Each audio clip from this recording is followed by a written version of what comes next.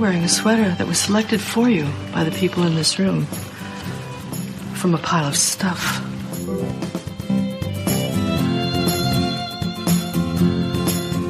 Give me a full ballerina skirt and a hint of saloon, and I'm on board. I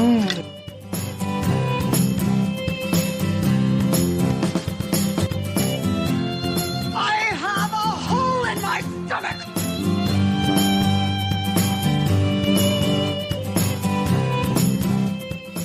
I can't go back.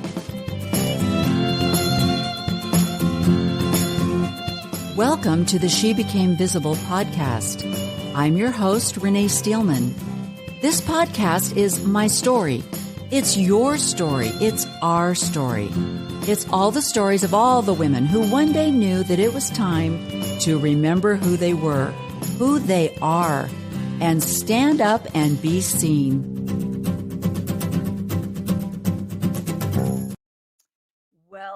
Welcome to She Became Visible. Today, I have a special broadcast for you that I did with my co-host Lila and Gene Judsen from Latter-day Digest. And I want to tell you a little bit about Gene. He is one of the kindest men I have ever met on this earth. And his wife, Michelle, is an absolute angel. I just love this couple. And I met them at Sunstone. And what I discovered about Gene is that his entire purpose for setting up his particular podcast was to lift others up.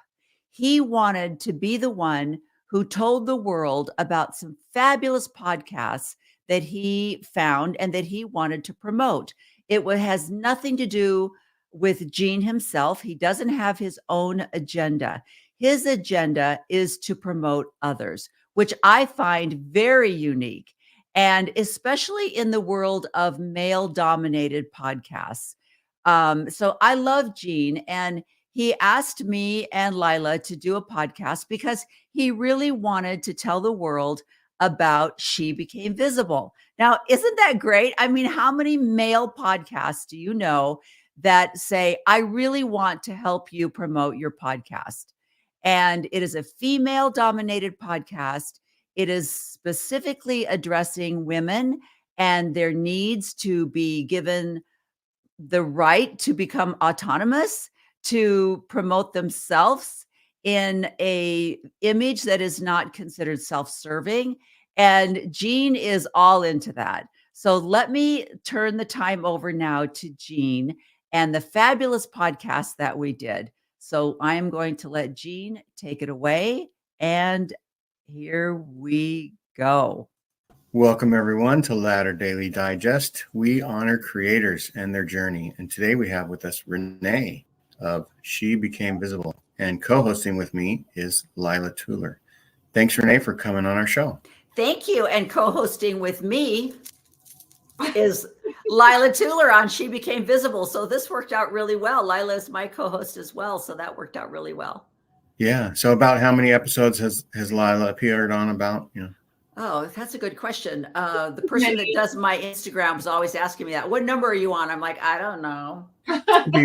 At least we've been doing this since February, right? Yeah, so we've done a few. 8 or 9, I think. Oh, Yeah. Yeah, because I left Mormon Discussions in January, and then Lila came on board, and so everything we've done since then, except for every once in a while, I'll jump in and do a little, "Hey guys," blah blah blah thing, But yeah, so when we just did one last week, and we got another one coming up, so yeah, we're on about 8 or 9. People wonder about my show sometimes. I guess it's my show. Maven helped me start it, and she said at the very beginning that she didn't have the bandwidth to be an every day, every time co-host. And then, let's see, Summer Rain was my first backup.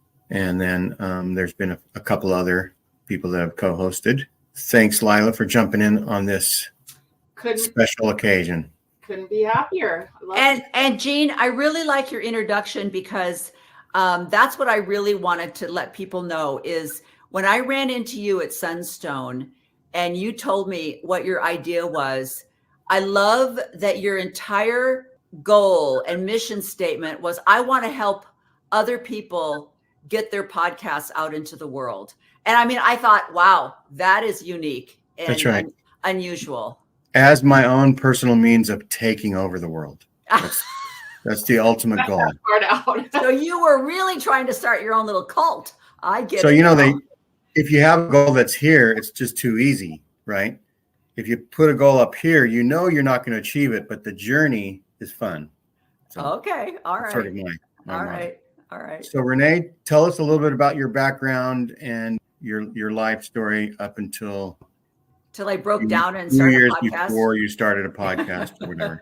Well, it's funny because Lila and I just did a podcast last week, and we were kind of talking about, I don't even know what we were talking about. What were we talking about, Lila? What was our theme last week? Caretaking.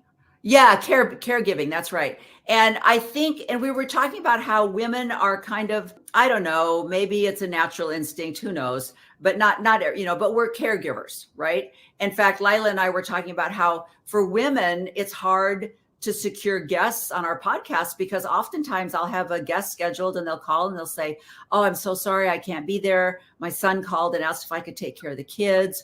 Or they'll say, oh, my neighbor called and she's really ill. I'm going to take her to the doctor. And it's just this natural instinct to help and to serve. And so women will drop everything to serve their neighbors, their community, their families. And so sometimes getting guests to schedule is kind of difficult. But so we were talking about being caregivers. And so I think Lila and I both married fairly young. We both had large families. And that took up pretty much our whole lives. And we were talking about how, some people will say, well, what drove you out of the church? What made you decide to resign your membership? And I could never really put my finger on it until I started doing a lot of research on caregiving. And I realized, it was patriarchy that drove me out. It wasn't even the CES letter. Yeah. I mean, the historical information backed up my feelings of patriarchy. And all throughout my entire year, my relationships with men in authority in the church, I always chalked up to just, well, that was them. That was a specific man or a specific bishop. Because the Lord works through imperfect men. Right. And so it was the patriarchy that drove me to start my podcast. She became visible because I really wanted to encourage women to open their eyes and realize that you have value. You are not necessarily, like my son was severely disabled and he had some fabulous people that surrounded him. And like Lila, you've probably had this too. As a mom, you go to the store, you go to the grocery store and someone will come up to you and say, oh, you must be TJ's mom. Oh, you must be the bishop's wife. Oh, you're the mission president's wife. So, oh, you're John Smith's daughter. And so we don't even have a name. It was almost like when Patricia Holland died and it was Elder Holland's wife dies. It's like she had an effing name, people. Yeah. She had, and so this was really my deciding factor was I really want to encourage women to say, I am TJ's mom. My name is Renee, and TJ is one of 6 children. I am his caregiver and his mom and lots of other things. And so really trying to encourage women to stand up and say, it's okay for me to say, well, I am the bishop's wife. Do you know my name? It's Renee. And, so that's kind of where we came from, where we started. Yeah. And so we'll also get back to like the mechanics of how you started and some other maybe background information of that. But roughly, where did you grow up and what different places did you move to and how was some of your experiences there? Well, it's interesting because right now we're in such a highly debated political system, and I'm listening to the new vice presidential nominee for J.D. Vance, and he's talking about his background, and I'm like, hello. I mean, I'm not from Appalachia, but I am from the Midwest. My family is Scottish-Irish. They were blue-collar workers. Nobody went to college. My uncle worked at Caterpillar. My mom and dad worked. My dad was a used car salesman. My mom worked at Western Electric, putting together telephones, just an industrial assembly line. And they were Methodist and grew up with a belief in Jesus. And then the missionaries came knocking on our door. We were living in a small town south of Chicago.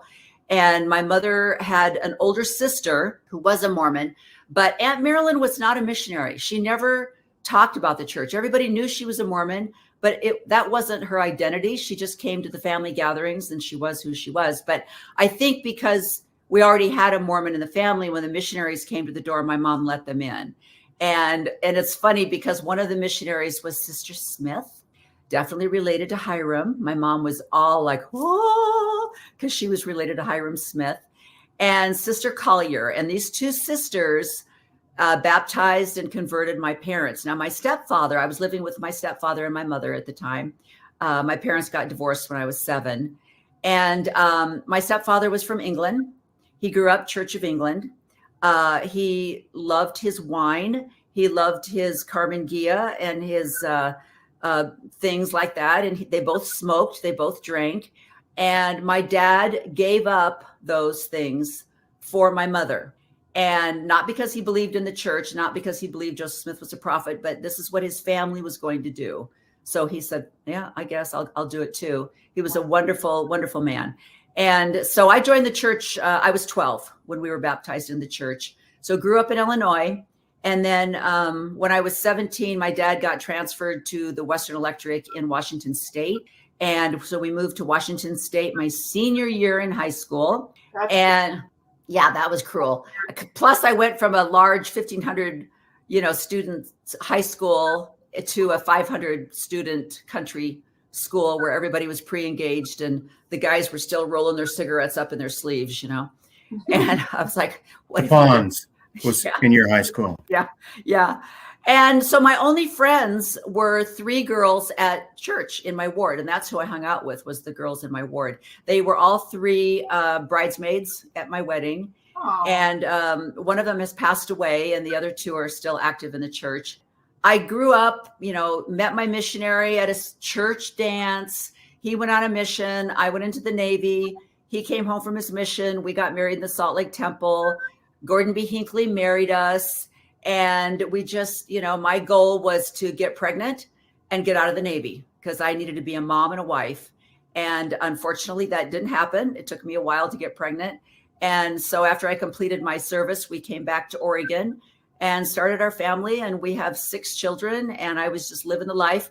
But my dissidence came from just odd things. Like I remember thinking, when my son, my youngest son was severely disabled, I had to get up with him many times in the night. And as my kids got older, I thought, you know what? I don't think it's appropriate for me to get up in the night in my garments. And in case one of my teenage boys came out of their bedroom or something like that. So I'm going to start wearing pajamas so that I feel modest when I'm getting up and taking care of my baby. And I thought, and I'm not wearing layers to bed. So I stopped wearing my garments and I just would wear my pajamas. And one day my husband said to me, when you go in for your temple recommend and they ask you, do you wear your garments 24/7? What do you say? And I say yes. And he goes, do you feel good about that? I said, so good. I feel so good about that. But I mean, so I would take things in under my own self-conscious. I knew things that were silly, things that were just radical and fundamental, and things that really made a difference, Good for you. Yeah. And so it wasn't until I found out about the, and I would have run-ins. Like, here's another example. I also worked a lot in the Young Women's Program, and I had a my maid that had a lot of disabilities. And so the bishop called a couple of Laurels to every Sunday. They would take her and go sit out in the hallway and babysit for her during Young Women's and stuff. And I said, excuse me, why don't you ask an adult woman to do that? Because these girls need to be in Young Women's. And if we're going to do that, would you please call a couple of priests to come and take my son so that I don't have to have him in Young Women's with me? And he was like, no, it was the girls' responsibility to take care of the children. And certainly I'm not going to take boys out of their priests' quorum. And so it was little things like that. Microaggressions.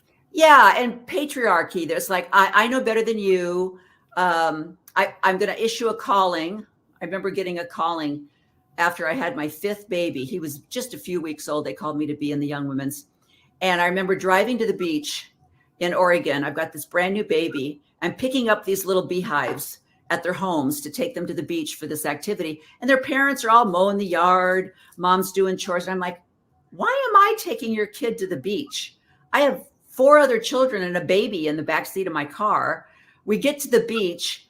I'm in the car the whole time because this baby cannot be out in the Oregon wind and everything that's going on at an Oregon beach. And so I sit in the car the whole time, and I came home and I said, I don't think this is a good calling for me. And they were like, well, the Lord has called you. So, I mean, I could see through that. So when I first heard about Joseph Smith translating the golden plates with a rock and a hat, I was like, oh, this is a bunch of, and then as I studied church history. Do you remember what year that was that you first heard? Yeah, that was about 4 years ago. Okay. It was right before COVID. And interestingly, the church bought from the Community of Christ the original printer's manuscript, I think, from them, and also the brown rock, seer stone. I thought we had that rock. So I think that was in like 2015 or 2016, whenever it was. And the church released, hey, we've got this manuscript and here's a rock. And they thought that's the way the press would go, with like, wow, look at this manuscript. But the press was like, wow, look at the rock, the magic rock that Joseph Smith used to translate it was more interesting than the manuscript. And so I didn't know about it then. Just like you, during COVID was when I was first. Yeah. Sort of.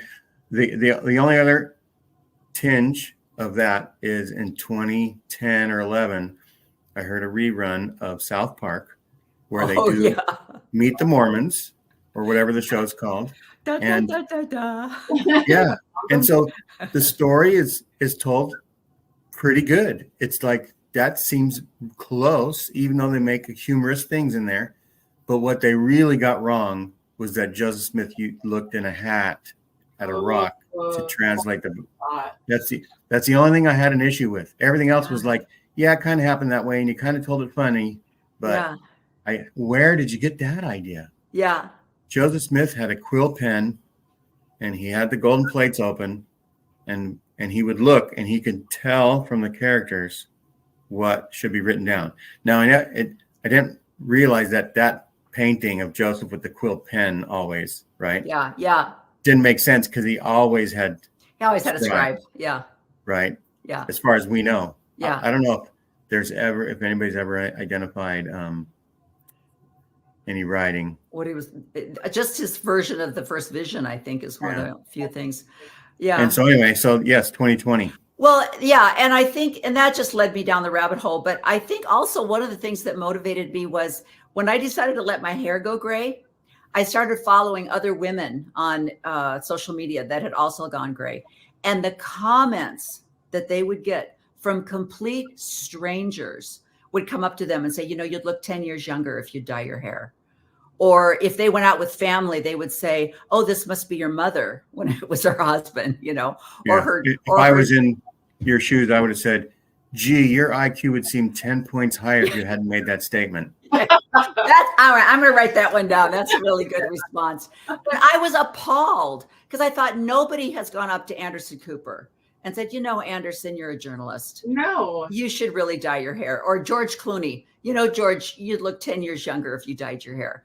And so that was another motivation for it's like, oh my gosh, women, because then they would get on social media and they would say, I don't know what to do. Should I dye my hair? I feel really bad. I'm like, do you know this person? A complete stranger. Did you say, you'd look 10 years younger if you'd lose 20 pounds, fatso? Yeah. You'd never say that to somebody, but they just feel. I would. Okay. Gene, this is why you don't have any friends. No, not really. When I was a patriarchal prick, we'll say. Oh my gosh. But I mean, these are the things. As I reached my 60s, I love, Lila, you'll testify to this. I see it in my daughters. They're in their mid 40s now. And I see them, they're just like, I'm not putting up with this crap anymore. And when you get to be 60, it's just even more reinforced.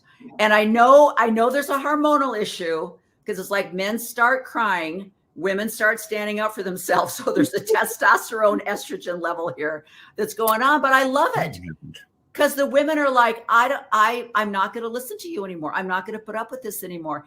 Here's my problem. And Lila, tell me if you agree. And this is completely anecdotal. I have no data to support this, but the problem I think I have with our podcast reaching the people that we're trying to reach is boomers, women that are 60 and above they haven't been culturally taught to stand up for themselves. And so it's really hard for them to say, well, I agree with what you say, but I could never do that. My children, if I left the church, if I resigned my membership, or if I didn't dye my hair, my husband doesn't like it. And I don't want my kids to think I'm not doing this. And I don't want my grandkids to, they always have these other people's opinions that stop them from doing. Like I watched a podcast with Dr. Julie Hanks. This lady came on. She said, I've lost over 100 pounds and I've really always wanted to do yoga, but I just don't feel comfortable. I'm like, oh my gosh, who told you you can't do yoga? And Dr. Julie said, why aren't you joining a yoga class? I don't understand.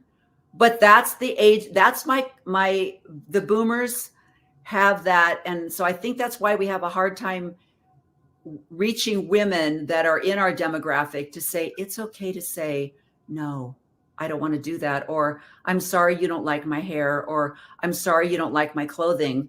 It's something that I really love and I'm going to do. Yeah. I mean, Renee, you're the perfect example of the big middle finger to everyone. Not that you would do that, but just that it's like, I'm going to be me. Yeah. Not going to worry about what everybody thinks about me anymore. Because I did the same thing. When I got a divorce, my neighborhood was in shock. Yeah. They were like, what? The Tuller family? They're perfect. Everything's lovely and perfect about them.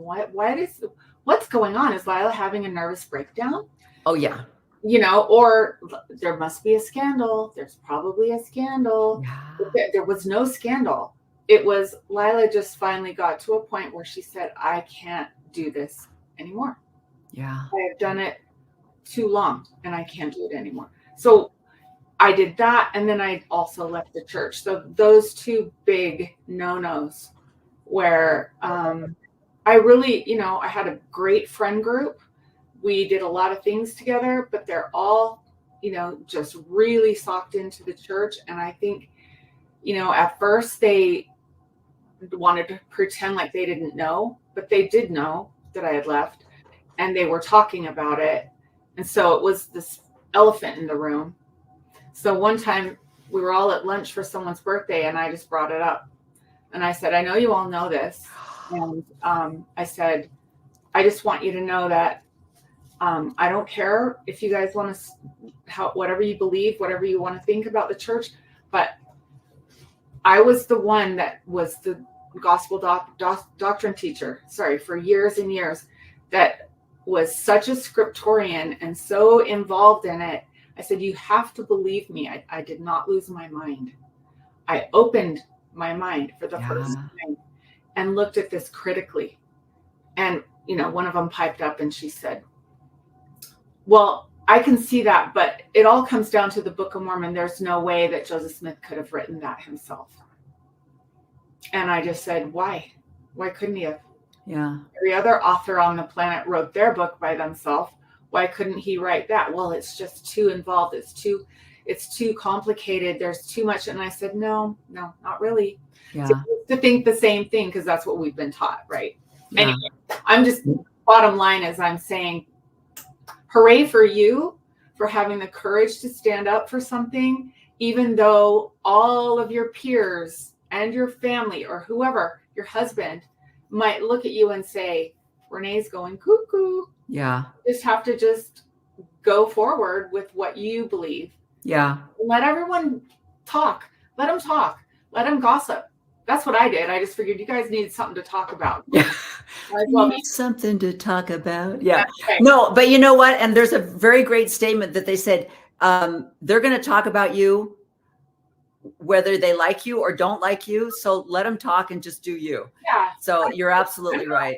Thanksgiving. That's dinner. right. People will say that about me when I write a book finally.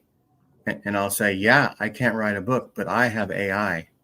Yeah. That's right. Joseph's AI he thought he was talking to God. Yeah. Well, he had Sidney Rigdon and, Yeah. other people with There more could be skills. there could be collaboration. We don't Yeah. really know for sure, but Yeah. the evidence points to something. Well, Yeah. and what frustrates me, and you probably get this too, Lila, Gene, what kind of feedback did you get? I mean, when you and Michelle, where did you get feedback, or did Michelle get feedback that like, oh, Gene's tearing you away, or what's Gene's destroying your family? Only from my lovely mother-in-law. Oh, Michelle's mother. I knew him. I never liked him in the first place. No doubt. So No doubt. so anyhow, yeah. Yeah. There was kind of that. We had a love-hate relationship with each other that allowed us to talk plainly all through our life together, right?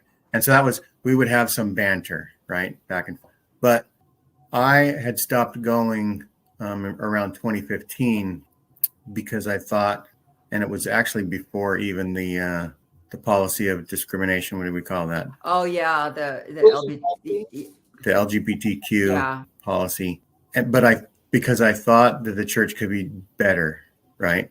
Yeah. I thought that women should have the priesthood, and I thought that there should be a gentler treatment of gays. We had some gay men in our ward who had a relationship, but they were attending, they had callings, and they were apparently obeying they're together as roommates, but they're not engaging in any activity, right? Yeah. And so they were towing that party line. But I thought, it's too bad they can't enjoy more their company. And so I just thought that the leaders at the top were just not doing the job that they should be doing for Christ's church. And I thought, wait a minute, Christ started 2 churches that we know of as Mormons. In the Middle East, that lasted maybe 70 years before the Great Apostasy. And then in America, that maybe lasted between 180 and 200 years. And then, the whole downfall of the Nephites, happened shortly thereafter. Maybe Joseph isn't as good as Jesus even at starting churches. Yeah. Right. And so maybe since it's been about 180, 200 years since the first vision and all these things, maybe the church just isn't true anymore as far as the leadership has gone astray. If that could possibly be true, then I'm not too excited about going to church. But John DeLynn actually kept me going in 2013 and 14 because it was like, hey, it's like a date. Sit next to your wife for an hour, hold her hand, sing songs together. Who would do that, right? And then when Kate Kelly got excommunicated, I stopped paying tithing. And then 6 months later, John DeLynn got excommunicated. And I said, I can't attend a church that is like a kid at a playground that says, if you don't do what I say, I'm taking my ball home. Mm-hmm. So that was like the downfall. And so my wife said that's not enough information to not attend the true church still, right? So for 5 years, we had this situation happen. Finally, COVID summer allowed me to, the first thing that popped on my YouTube feed because I apparently had seen some of John DeLynn here and there, but I wasn't following him all the way. And I noticed that he took a turn that was a little bit edgier but everybody's stories were just, oh, that's too bad that their experience, wasn't as good as my friend's experience. Even though I stopped going, I still thought maybe Joseph Smith was a prophet and maybe Jesus was, Yeah. But Bishop Sam Pinson's story, the excommunication of Bishop Sam Pinson. That was a good one. A jaw-dropping moment. It's the first time I had heard all the things that could be wrong with the theology or the church history, as well on top of that as people getting excommunicated for having a thought and expressing it in a post on Facebook, or like John DeLynn having a thought to invite people to share their thoughts, right? And then Kate Kelly having a thought to say, hey, leaders of the church, ask God if women should be ordained or not, right? That was the whole thing. Just pray about it. They could have said, hey, thanks for bringing that to our attention. We prayed in the temple for 2 weeks, and God has told us it's just not the right time, right? They could have said that, and everybody would be like, oh, okay, you're doing their job. But instead, it's like, no, Kate, we're sorry, you have to be excommunicated. And that just doesn't sit well. So at the end of COVID summer, I just been binging everything, right?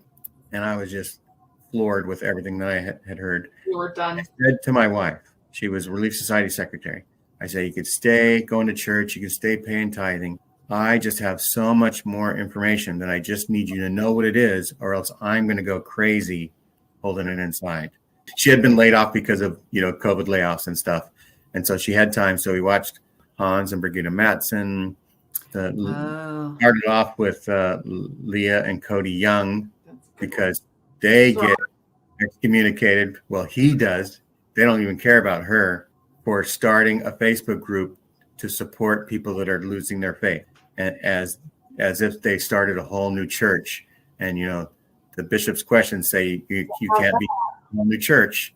In a week, she was like, yeah, I don't believe anymore. But she stayed secretary for a few more months until they had a lesson where everybody gushed about how great Joseph Smith was, and almost like, I wish I could be the mother to his children, or just adoration. I'm not saying that that's what happened. No, I know what you're saying though. I would have been one of his wives. Yeah, if I could get sealed to Joseph Smith, that would be awesome, right? Yeah. And so she said she got physically ill because it was a Zoom Relief Society meeting, and she just like, I can't do this anymore. So she said I can't be secretary anymore. But she kept doing the newsletter for another year. There's my point. See, women are just going to keep serving. So that's how. But anyway, so after a month went by, Michelle decides to tell her mother, and spills her guts over like a 2-hour period. And her mother says, wow, it sounds like we've been duped. And she went home, and the next day she came back and said to both of us, I think you're being influenced by Satan. And so I said, Anitra, I'm in the room. Oh my gosh. Don't talk to me in the third person, because I'm the Satan, that did it. And I know that it's hypocritical, because my husband has accused me of that. He's saying, well, you're just repeating what Bill Reel and RFM say. And I said, no, I had these thoughts. They've been reinforced by what I've heard, but I had these thoughts initially as well.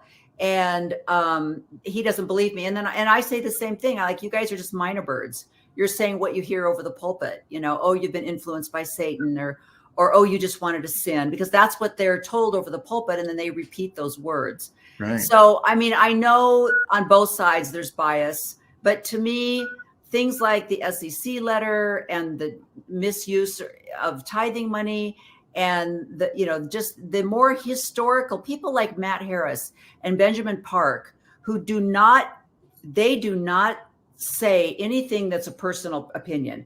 Their information that they give out is strictly historical. And so when you can base something on literal history that has been data proved and verified, and then just sit back and go, I don't know, it's just the facts, ma'am. I don't know what to tell you. Right. Then I think you have a hard time going, oh, well. Yeah. That Satan's influence thing, I think, is big, because even though they don't realize it, that we have for so many dozens of years had one side of the story. Yeah. And then for just a few years had the other side of the story, to say, wow, just a few bits of research counteracts all the years that you've been in church. Yeah.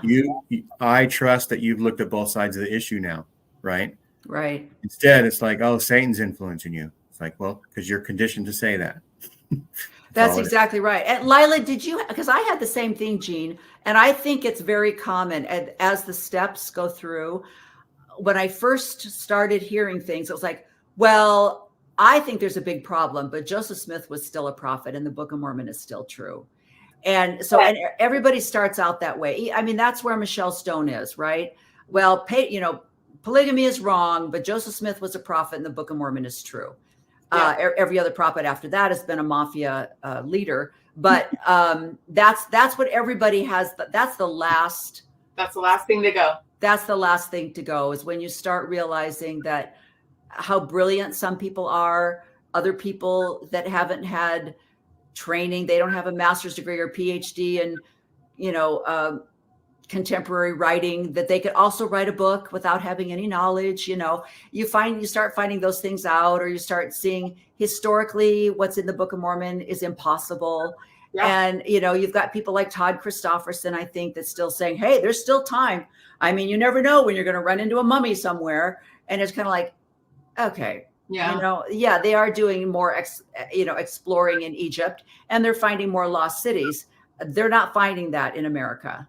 So, Right. I mean, there's just so many little things like that. But I think the most important thing is just trying to be authentic and trying to get the word out with love. It's hard because I get real riled up sometimes. But I see, like I said, with this being a political thing right now, it's really also bringing even more division into, because not only now are we fighting over whether the church is true, now we're fighting over which political candidate is true and which one is being led by God and which one is being led by Satan. And it's like, and now with the Trump assassination attempt, he was saved by God. And now even Spencer Cox has changed his vote because he now says he was saved by God. And I'm like, oh, now I've lost all. Well, here's the thing on that note. Yeah. If he was saved by God, what about the guy that died? Oh, I said that to someone. They said, well, God has all his children in, and he has a personal plan. That's the real. It's time to go. Is that what we believe with this family and everybody there at a Trump rally? It was his time to go, but not Trump's. Yeah. Oh my God. I honestly believe that. I know. It's like saying, well, the one person who survived, the plane crash was chosen of God, and the rest of them, he didn't care about them. It was their time to go. Yeah. And that even during Columbine. So when was Columbine? In the 90s. My mother actually said, because this was a story that was going around the church, that the seminary kids were saved because they were at seminary and hadn't gone to school yet. And so their lives were saved. And I remember, this is back in the 90s. And I remember going, wow, Mom. So all those other kids, God didn't care about. Only the little Mormon kids were the only ones that were saved. And that's still the mentality. Such a terrible way to look at things. Yeah. And what about missionaries that die on their missions? Right. Yeah. And here's one thing we can hope probably that Spencer Cox will start following our podcast. It's Spencer Cox. Is that who you said? Yeah. Because the very same day Trump was saved, we didn't get assassinated either. Yeah. God was looking after us. There you go. So that we could do another podcast. So that we can do more podcasting. So Spencer, if you ever hear this, thank you for subscribing. Yes. So anyway, so let's go back to you had sort of, let's say, lost your testimony, but the real thing is you discovered more truth. Right. So that it was a truth challenge that the church had, not necessarily a testimony challenge for you. Yeah. And did you start a podcast before joining Bill's? It's so funny. I had a podcast because this is so my personality. I decided I really wanted to get healthy, and I really wanted to start eating a plant-based diet. So I heard about this training group that I could go to that were vegan authorities, that they would teach you how to be a plant-based eater. So I'm like, yes, I'm going to jump in both feet, So I fly to New York. I go to this lady's apartment, and she's got people there that have flown in from Australia, from Denver, from all over the world in her tiny little apartment in Harlem, New York, because she is a vegan expert. And she's teaching us all how important it is to be vegan. And even then I had my cognitive dissonance, right? I'm sitting there going, well, but, because like this one doctor came and he said, if you're a true vegan, you have to take a B12 supplement. If you literally will lose your mind, your brain needs B12. And the only way you're going to get it is from an animal product. So he said, you have to take a B12 supplement. So I'm like, what if we only ate meat like once a week? Or, he's like, everybody's like, and then, and at a time I'm sitting there, I have my leather purse. I had a little pin on that had leather and sterling silver. And I'm just kind of like, I was just going to eat plant-based. I didn't realize it went this far. Then they took us to a store that only sold plant-based things, like plant-based shoes and plant-based purses. And I'm like, oh yeah, that's I'm extra. like, it's called plastic, and that's a petroleum product, and that's not really good for the environment. And they're like, doesn't matter. It doesn't matter. It's all about the animals. And I'm like, okay. Anyway, but I got into. So you wanted to start a podcast? So I started a podcast. Veganish. No, I started a podcast, and it was with a couple of ladies that had written a book on how to go plant-based. And so I thought, I'm not even going to worry about the animal issues. I just want to talk about eating plant-based. It was called Get Wasted. And a doctor had come up with it. And I thought, what a great name. So I started a podcast called Get Wasted. And I did that for a while. And then I did, when plant-based diet included marijuana then? Well, that's, yeah. Plant? Wasted. Yeah, that's exactly right. I would have people say that. And then when I finally, my brain said, this is ridiculous. I am so bloated. I haven't lost any weight. I don't feel good. This isn't working for me. And, so I got out of that craziness. Then when I went gray, I started a podcast called Go Gray Dame. And I did that for a while. And then, you kind of lose your life changes and things happen. So then I started She Became Visible. And I started out with interviewing women who, two things, either had gone gray or they had a child with disabilities. And I talked to a lot of women that had children with disabilities and as caregivers, Lila, and what their lives were like. And COVID for women that had children with disabilities was 3 times the hell that the rest of the mothers, because a lot of their school services were ended, disability programs were ended, and women had kids with autism who change doesn't work well for them. And all of a sudden they're not going to the school with their friends, and they're really frustrated and they're angry. And it was hell for these women. I interviewed one of my favorite guests she was also on Mormon Stories, was Katie Harmon.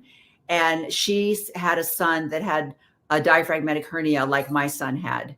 And Katie just lost her son last year, and just a year after we lost our son. And I actually asked her, Lila, to be on the show. And she said, I can't, I'm not ready yet. She was on my show when Max was still alive, but now since his death, she's still processing that grief.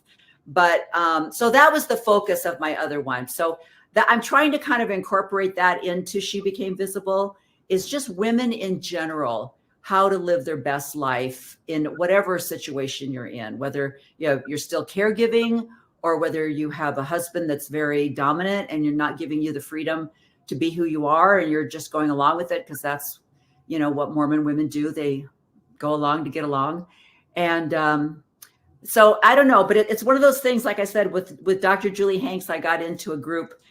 And I thought, well, I need to learn more. I want to really try to not be black and white. I want to really learn how to do gray, right? In all areas, not my hair, but also life. There are shades of gray. So I want to learn that and be better at it. But I couldn't, because this group of women, it's like, look, if you need therapy to stay in a religion, girlfriend, there's a problem. If you need therapy to be able to live your authentic life, if that's what's keeping you in a depressive state on medication because you can't be who you are, then be who you are and stop taking the medication. It blew my mind. So I don't know. That's kind of where we're at. And Lila is just as outspoken and loud as I am. And she's a rare find. So I was really glad to get to know her and find a sister soul.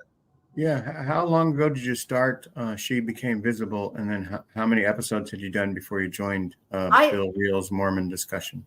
I had done about 70 before I joined Bill. And like I said, I love how good Bill and John DeLynn are about this. Is episode 735, and like I said, my poor person that does my editing for me, she's like, what episode is this? I'm like, I don't know. 74. I need a maven. I need Julia. I need someone that does that for me. I'm too chatty. That's not my thing. I went to public school. I can't count that high, so I don't number mine. Okay, Gene, let me tell you something. I told this to my husband. Over at the gym I go to here, a couple of the machines, instead of having the weight, if you're going to do a certain amount of weight, they have 2 different cables that are coming into one cable. So they will say, this cable has 17 and a half pounds. This cable has 17 and a half pounds. I have to get my calculator out to figure out what the weight is. Like, don't do that to me. Just say this is 25 pounds or this is 35 pounds. I don't want to do math. Yeah. That's not my thing. Well, there are a gym that includes well-rounded exercising. You have to exercise your brain as well as your body. There you go. Yeah. It's like doing puzzles in our old age, right? So what episode are you on? Your mind sharp. What's Later Digest? What are you on? We are closing in on 80. Excellent. Closing in. Not too bad. But you're doing twice a week? Ish. They're shorter. They're shorter. That's true. Yeah. That's true. So, that's true. And women like to talk, so we can't do that. So you brought in Lila in February. Lila, how much did she have to pay you in order to join? Thousands. I demand a very high salary. That's right. Actually, it's just enjoyable just doing what we're doing. I don't need to be paid. It's fun. Oh yeah. So when did you guys become friends? We met at Thrive, right? Yeah, Thrive. Probably. I think we met at Thrive. Yeah. Yeah. Is that like 3 years ago? Thrive Salt Lake. I'm trying to remember which. Palace. I feel like it was a St. George Thrive. I feel like too. Yeah. But here's the thing. I was just thinking about listening. All 3 of us, I feel like we're contemporaries as far as leaving or deconstructing fully. Yeah. Like I think we all had levels, of deconstruction along the way. They call that a shelf, but where you kind of have your like, wait a minute, this doesn't work. So you put it up there and you're like, yep, I'm going to talk to Heavenly Father about that someday, that kind of thing. But as far as like stopping going or just being done, I feel like my last time I went to church as an active member was probably right around January of 2019. Wow. So that was prior to COVID, and you guys were right around there, right? Yeah. 2020. Yeah. Something like that. Yeah, I had stopped going earlier, but that's right.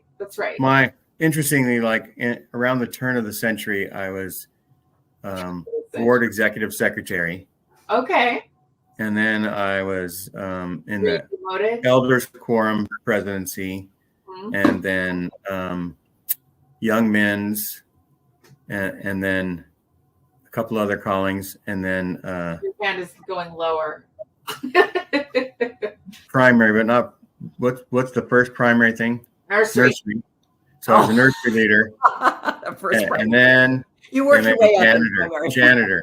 So it was like a meteoric fall instead of a meteoric rise. Yeah. They're like, Gene. Around the time I was in the elders quorum presidency, I started wearing shirts like this, and they were like, he doesn't have it anymore. Yeah, he's gone. Well, I wanted to tell people, don't invite me to a blessing, right? You know what? I uniform. Lila, I told this to Gene the other day. I saw a whole thing, this really handsome guy. And Gene, you would look the exact same. He started saying how if you want to put some color into your suits, start wearing a Hawaiian shirt. And so he would model this really great tailored suit with that Hawaiian shirt would look fabulous. And then he would put like a little pocket square, and just that little bit of collar coming out. Yeah, would pop out. And it's like, I might be a Hawaiian shirt. Go for that. Yeah. Yeah. I mean, if the church wants to become more of a worldwide church and have a broad appeal, they need to get out of the white shirt and tie thing, because that not only is it an expense for people who live in Africa, that they can't afford, let them wear their shirt that they already have, because this is ridiculous. And telling women you have to wear your nicest dress or whatever, it becomes a fashion show at church. It does. And I was in it. I was in a fashion show. I remember thinking, I got to dress up more. I got to go get me some new shoes. I need some new dresses. Yeah. Old stuff that I have had for 10 years. And these girls are coming in looking fine. And I got to up my game. Is that really what it's upsetting. Yeah. Especially for the people who come in and they may not have the money. Anyway, these are the things that I'm like, little things along the way. You know, Renee, you were saying there were these little things that happened where you were like, that wasn't cool. Yeah. You just said no to me when I asked for a priesthood holder to come sit with my son. Yeah. That's a no way, no, not happening. Yeah. So unfair. Little things like that. I remember thinking, sitting down on the pew with all of my kids, you know, 7 of them, at different stages of life where they're teasing each other, pinching each other, gouging, elbowing, doing annoying things. And I'm like, this is so hard for me. I am not enjoying this. And there's my husband up on the stand. Yeah. Just looking down at us and giving us the eye. Yeah. You know, like, you're making me look bad. Yes. And I'm like, you try doing this. Yeah. But no, they don't ever. That doesn't work. It doesn't happen unless you're the organist. But even they just come up out of the crowd and sit. You know, it's not like, anyway, it just seems so unfair. And I remember complaining one time to my older sister who said, why can't you just be a supportive, you know, wife to your priesthood holder husband? Why do you have to make a fuss about it? Yeah. And I was like, she's got 8 kids. She seems fine about, I know my sister, she seems fine with it. What is my problem? But then I started thinking, you know what? It's because she just shuts up. That's right. She just puts up with it, and we all just put up with it. Yeah. But is it okay and is it right? No, it's not. Yeah. Nor should we have to sit there for an hour with our kids. I mean, why? I guess, you know, anyway. No, you know, it really is the indoctrination and the guilt and the shame. And my husband and I last night went to a screening from a Sundance movie called Sugarcane. And it's a true story of the indigenous kids that were sent to a Catholic school in Canada, and the number of bodies that were found, the number of dead babies that were found in the incinerator, and these poor women that said, we were taught shame and fear, and we believed it. So we felt guilty. We felt like it was our fault. And, you know, this young man, this older man said, you know, I would go into confessional. We were, you know, it was demanded that we go to confession once a week and sit there and confess my sins to the priest that was abusing me. And it's exactly what's going on in this church now. It's like you people are hypocrites, and yet we sit and we listen and we forgive them. We say men are only fallible. And I'm like, well, fallible men don't start 13 shell companies for 22 years. Those are knowingly things, you know. And so the forgiveness. A flawed man like myself doesn't put the lawnmower away after he exactly. Yes. Not cheat and lie to the SEC and I've accumulated billions of dollars, but it's what I tell my husband all the time. I said, you know, honey, a fallible man, you know, forgets, like you say, to put gas in the car, or tells his wife, you know, she looks great in those jeans when actually she doesn't. And that's a fallible man. You have never started a shell company. You fight with our tax attorney, making sure that everything is legal and upright. And he doesn't even ask him, what can I do to get some more tax benefits? He would not even ask that. Yeah. He just says, how much taxes do I owe? And that's the difference. So those are the people that, you know. You're making me feel like I'm falling short of being a good, flawed man. Because you have a lot of tax write-offs. that 17 million Mormons can worship, even though only 4 million Mormons go to church. But anyway. Let me tell you something. I got some statistics for you. Because I thought this was, I was looking up baby boomers and why baby boomers won't change, you know. And somehow I got into the religion affiliations in Latin America. And this is a statistic that was done in 2020. 57.1% are Catholic.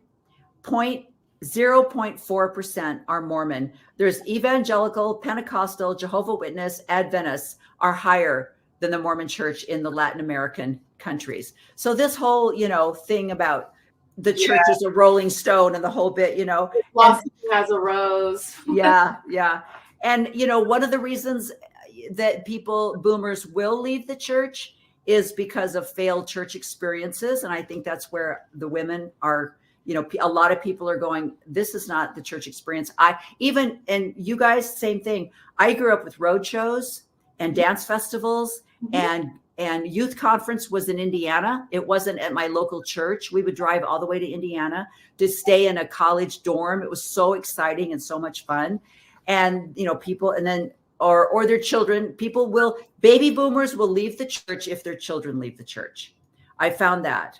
And the women that I run into at Thrive and at Sunstone, the women that have left the church, it's because their husbands have also left the church. And very few. Or they have a gay kid.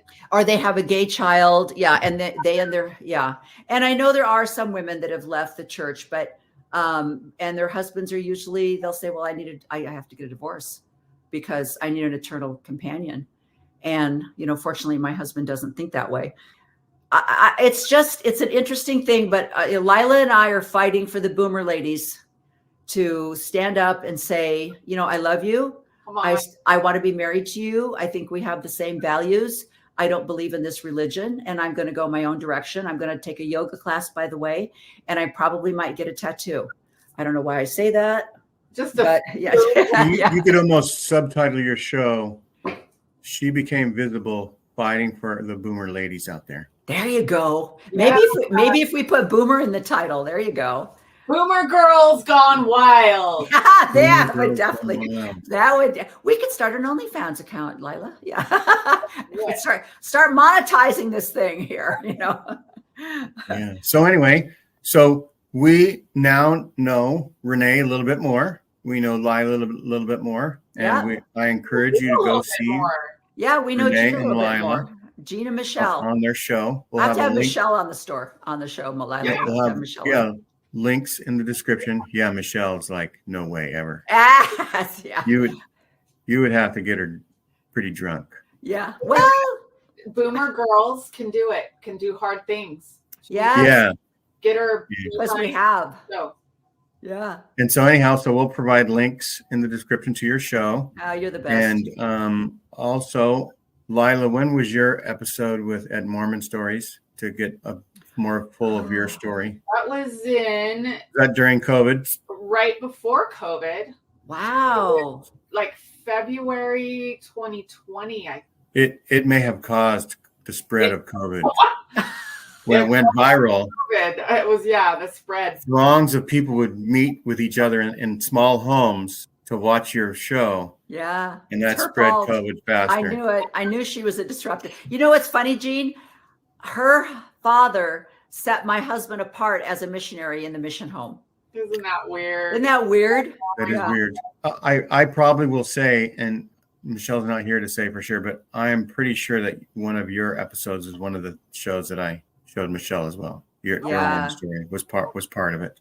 There needs to be more women's voices before the women. There are so many male voices out there that keep the women quiet. Even on the ex-Mormon, there's a lot of men's voices out there. And so that's another thing that Lila and I are doing, is trying to, give women an opportunity. I had a wonderful woman reach out to me that's good friends with one of the apostles' wives, and she acknowledges everything that we said, but she said, I would never go on and say anything. And I don't blame her, or I have even my daughters, they have people in the ward that are weird. And too bad you couldn't say, hey, let's record a show and just write on it, do not open until 2050. There you go. I can't wait. I wish I could live long enough to see 30, 40 years from now, because it's going to be this is an exciting time. Yeah. This is all the time in Mormon church history or any other sort of thing. There's the spread of information has been very slow. Yeah. This is the first time a major religion has been challenged because of its history that we can have evidence of and do it online with billions of people having access to information. Yes. Yeah. It's just the information age is just amazing. And so. Well, and I want to tell the women too, I want you to think back on times when you stood up for your kids. times when you went into a school for a counseling session and you told the teacher, you don't know my child, you're wrong, what you're, or times when I had to stand up to a doctor or say, you don't understand, I know my son's in pain, you're not paying attention. And they're like, oh my gosh, I'll be darned, you're right, he has pancreatitis, and those are the moments you need to reflect on and go, look, I was strong enough to stand up for my children. I was strong enough to defend them at the doctor, at the school, at a football practice. You need to stand up for yourself with that same strength now and say, you're wrong, Yeah. Use that flyer that's in there driving you crazy that you're taking meds for. Right.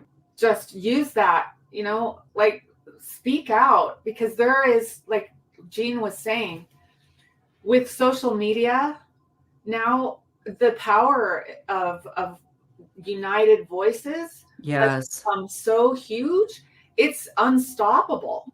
Yeah. And people, like, it used to be we had to just suffer in silence. Not anymore. Right. That voice empowers so many others to say, okay, if all these people are doing it, I can do it too. Exactly. That's right. Be damned. All of it. Like, so what if they threaten me? So what if they come over and say, the bishop shows up on your doorstep? Whatever. You can stand in front of them and tell them this is your home and to leave. Yeah. You don't have to do what they say. I'm always amazed at these people who are on the brink or have left, and they freak out because their bishop calls them for an interview. And I'm thinking, you don't have to go in. Yeah. Why are you scared and cowering at home thinking, oh no, he asked me to come in for an interview. What's he going to say? What's he going to do? Yeah. You don't even have to go. And if you do go in with some attitude and tell him where to put it. Yeah. That's right. I've said this on other podcasts, but I'll say it one more time. I became friends with Maven Brody, and she was so brave 2.5 years ago. She chose to vote opposed. Yes. And her courage inspired me to do the same thing. So she voted opposed in her own state conference, and I did the same thing in my state conference. And she talked about how nervous she was, going to the stake president afterwards, and stuff like that. And I would have been almost as nervous. But luckily for me, the stake president said, hey, let's go in here to the scout room.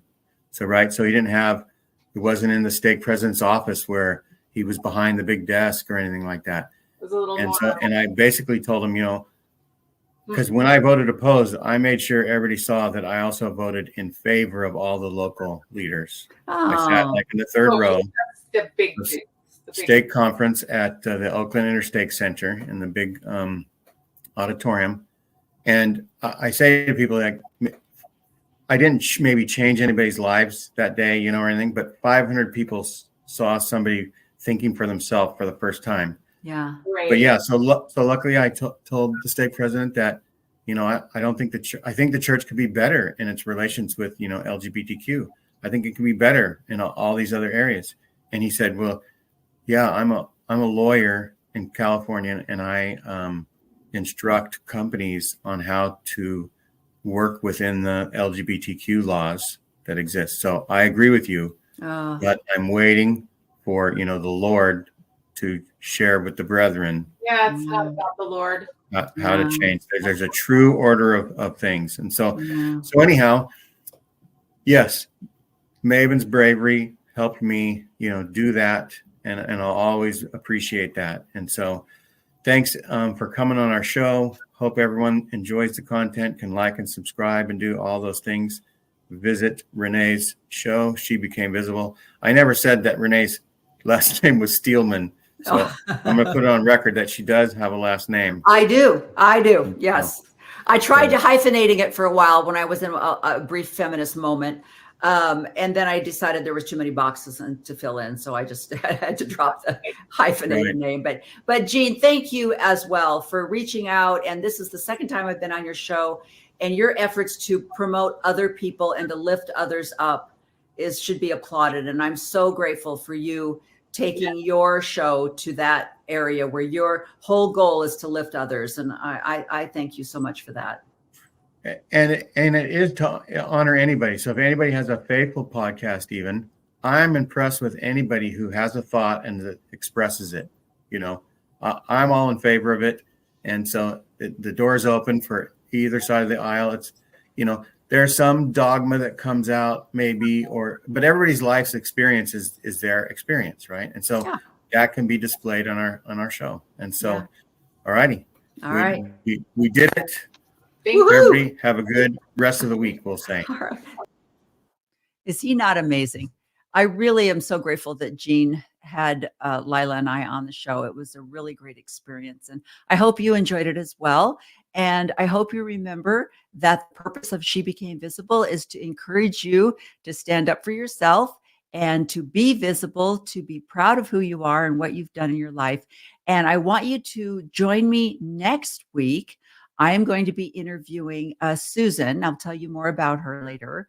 But she is a 68-year-old bodybuilder, and she is funny as all get out. She did a one-woman show, and she is just a keynote speaker. She goes around and talks about women being their best selves.